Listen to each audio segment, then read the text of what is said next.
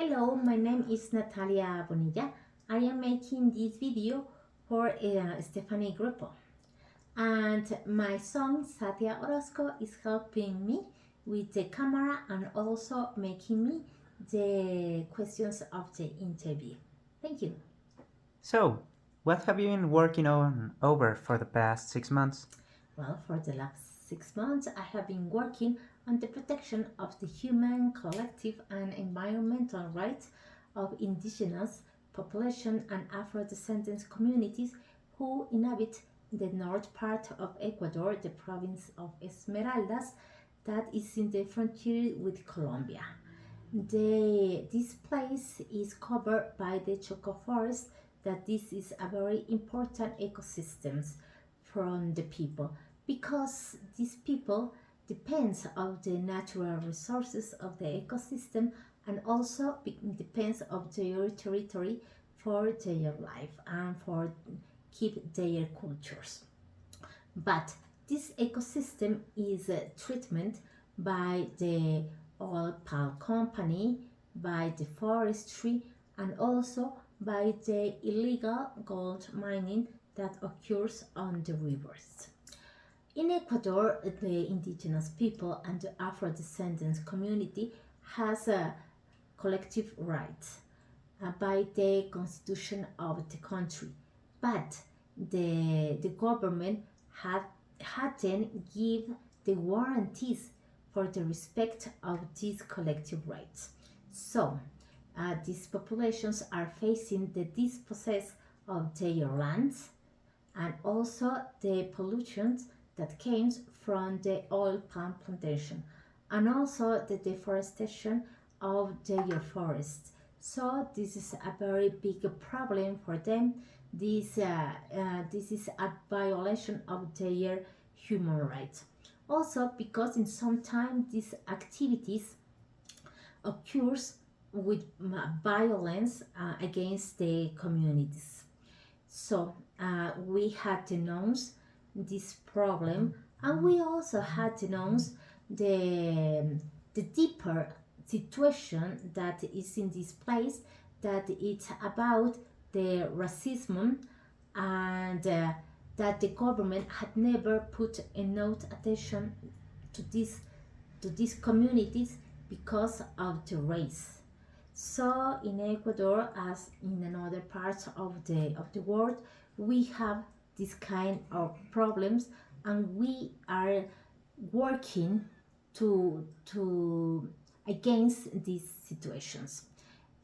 In this moment, especially, I have been working about the illegal gold mining using a legal strategy that we are trying that the government put attention about this situation and start to control the illegal golden groups, because these groups are contaminating the rivers, and also these groups are using a lot of violence against the population.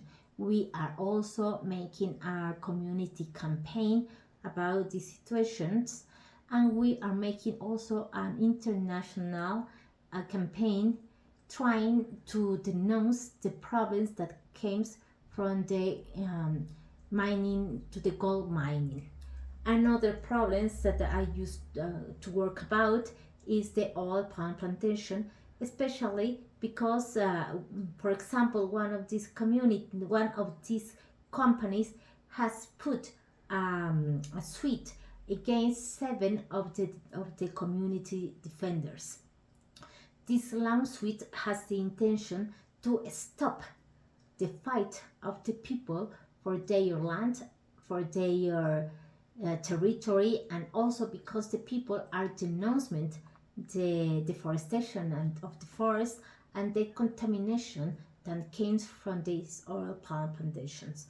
So we have developed a legal strategy, a communal strategy with the journalists, and also an international strategy, because we have to admit that in Ecuador the Afro-descendants communities has not equality to the law. to access to the law. So this is something we had been working, and I hope that I can acquire tools to help the communities, the people about this kind of situations. Could you explain how HRAP fits your career at this time and how you plan to apply what you learn when you return home? Well, human rights advocacy programs could come to complete my career as human rights defender, as I have done human human rights and natural rights defenders for more than 20 years in relation about the environmental justice and about the violations that occurs in the grassroots communities which are disposed to the extraction of natural resources. But I think the problem, one of the problem for me, is because I never had a formal training in human rights.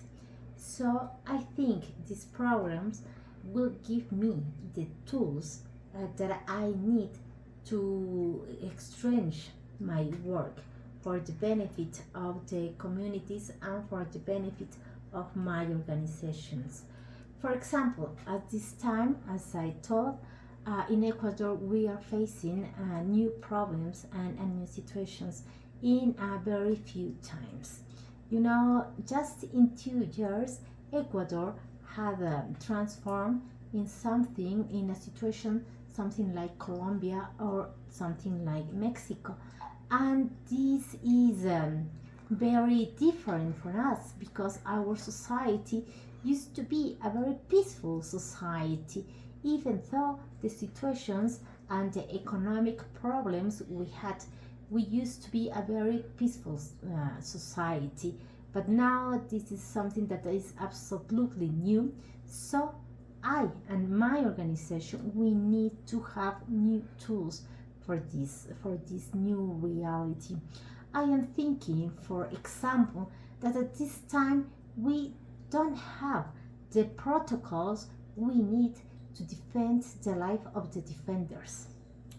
And I could apply this new knowledge that I will acquire about in things like this, or also for develop strategies, different strategies in a prevention ways, or to development strategies, international strategies for denounce the situation we are facing, or for example, helping the government to implement different strategies according to the Convention of Escazú for the defending of the people. And also, we in Acción Ecológica in Ecuador, we are part of the Alliance of Human Rights. In this alliance, there are other organizations like feminist organization or LGBTI organizations, and I think that if Acción Ecológica can acquire this new knowledge, it could be also for the benefit of the Human Rights Alliance. So this is some ideas that I have that I could apply the knowledge from the human rights advocacy programs. Please share with me your experience as a team player in a group as diverse as the HRAP cohort. Well, I have been working for 20 years in Acción Ecológica, which is an organization of the civil society that is 36 years old. Well, the structure of Acción Ecológica is in assembly, presided by a president who has this job just for 1 year. So each one of us has the opportunity of becoming a president of my organization for 1 year. And also we all, as a member of the assembly, has responsibilities, duties, boys and vote. And each one of us also has a specific topic to work about. In this case, in my case, is the forest campaign and the defense of the community that habited the forest. So, in my team, each one of us has to design our campaign, our topic. So we have the freedom of being creative, and we have the freedom of use the strong points each one of us has, and to build this campaign. But also we have to present the campaign to the assembly. In this assembly, as I have said, we all are equal. But also in this assembly is built by the founders of Acción Ecológica. So each one of us has to present the design of the campaign, and all the people of Acción Ecológica used to give different ideas. All of them used to give their own opinions about a campaign. I like it a lot because when one people is thinking about one topic, you can have a lot of ideas. But if, for example, 15 people are thinking in the same thing, then you have a lot of ideas, and I think it had worked in Acción Ecológica very well. As I said, the Assembly of Acción Ecológica is formed by the founders, and almost all of them are older than me. And also the founders of Acción Ecológica came from different parts of Ecuador, and also they have different formation. For example, some of them are ecologists, another are journalists, another we have two friends, two members of the assembly that came from indigenous people. So this has given me the opportunity to work in a group that is formed by diversity people. And also this has been a challenge for me for working with this very strong group and with people who is older than me. In my job also, as I had said, I used to work with indigenous people, and in Ecuador there are a lot of different indigenous groups. Some of them are in the coast, another in the highlands, and another in the Amazon, and all of them have a different cultures.